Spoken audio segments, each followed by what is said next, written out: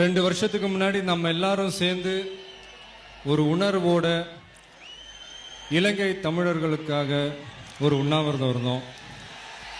அன்னைக்கு நான் சொன்ன ஒரு வார்த்தையை நம்பி ஒரே நாள்ல கிட்டத்தட்ட ஒரு 25,000 தந்தி அனுப்பிச்சிங்க ஜனாதிபதி அவர்களுக்கு. இப்ப ரீசெண்டா பாத்தீங்கன்னா நாகப்பட்டினத்துல தமிழ் மீனவர்களை கொல்லப்படுவதை கண்டித்து ஒரு கண்டன ஆர்ப்பாட்டம் செஞ்சோம். தமிழ்நாடு முழுக்க மூலை முடுக்குல இருந்து நீங்க எல்லாரும் வந்து அன்னைக்கு பெஞ்ச அந்த மழையை கூட பொருட்படுத்தாம அந்த மழையில நின்று நீங்க எல்லாரும் குரல் கொடுத்தீங்க. நீங்க எல்லாரும் எனக்கு கிடைச்சிருக்கீங்கன்னு நினைச்சு பார்க்கும்போது எனக்கு ரொம்ப பெருமையா இருக்கு.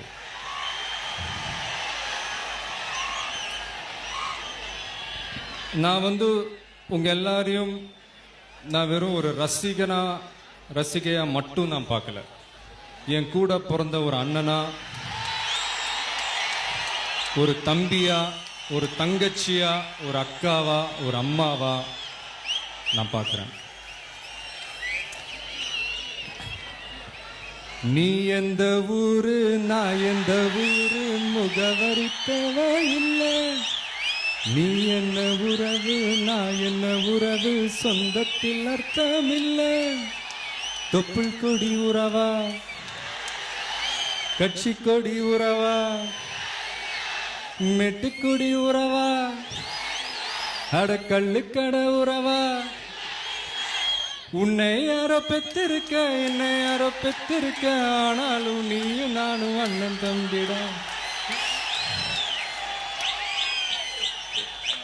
இது வந்து டக்குன்னு தோணுச்சு அந்த பாட்டு, திருப்பாச்சி படத்தில் வர அந்த பாட்டு. இது நான் படத்துக்காக மட்டும் நான் பாடலைங்க, உண்மையிலே நான் அப்படிதான் ஃபீல் பண்றவங்க எல்லாரும் நினைச்சு. அப்படிப்பட்ட ஒரு சகோதரர்கள்ல ஒருத்தர் தான் சேலம் மாவட்ட தலைவர் என்னுடைய நண்பர் பார்த்திபன் அவர்கள். அவரை வந்து இங்க வெறும் பார்த்திபன் யாரும் கூப்பிடுறதில்ல, தமிழன் பார்த்திபன் தான் கூப்பிடுறாங்க.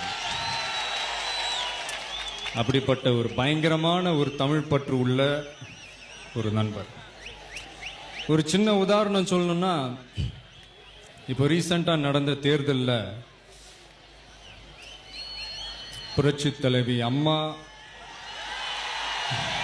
அவர்கள் கண்டிப்பா ஜெயிக்கணும்னு நான் ஆசைப்பட்டேன். அந்த ஆசையை எங்க அப்பா மூலியமா உங்க எல்லாருக்கும் நான் தெரிவிச்சேன். உங்கள பலர் பல்வேறு கட்சிகள்ல இருந்தாலும் நான் சொன்ன வார்த்தைக்கு மரியாதை கொடுத்து நீங்க எல்லாரும் ஒன்னு சேர்ந்து உழைச்சிங்க. அதுக்கு இன்னைக்கு பலன் கிடைச்சிருக்கு. நீங்க எல்லாரும் ஜெயிச்சிருக்கீங்க.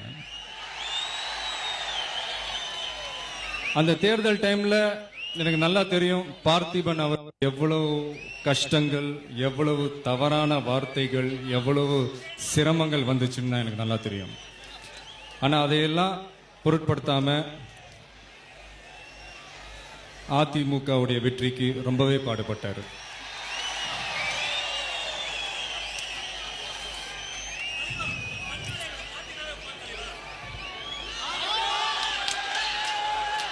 அது மட்டும் இல்ல, இப்ப ரீசெண்டா புரட்சி தலைவி அம்மா அவர்கள் வந்து இலங்கை தமிழர்களை படுகொலை செஞ்ச ராஜபக்சேவை போர் குற்றவாளி என்று கூறியதை வரவேற்று பார்த்திபன் அவர்கள் ஒரு கூட்டமே நடத்தினாரு, போஸ்டர்லாம் ஒட்டினாரு இந்த எலெக்ஷன் டைம்ல. அப்படிப்பட்டவர் வந்து இந்த மாதிரி ஒரு ஃபங்க்ஷன் பண்ணணும்ட்டு என்கிட்ட கேட்டாரு. கிட்டத்தட்ட ஒரு 10-15 நாள் முன்னாடி தான் இந்த ஃபங்க்ஷன் ஏற்பாடே ஸ்டார்ட் பண்ணோம். இந்த 10 நாள்ல இப்படி ஒரு பிரம்மாண்டமான ஒரு ஃபங்க்ஷனை ஏற்பாடு செஞ்ச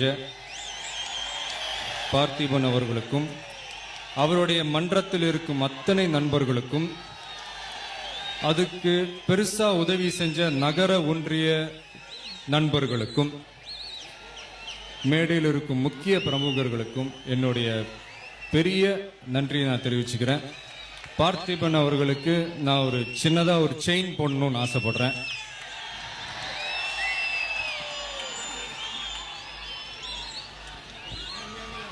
இப்படி வந்துருங்க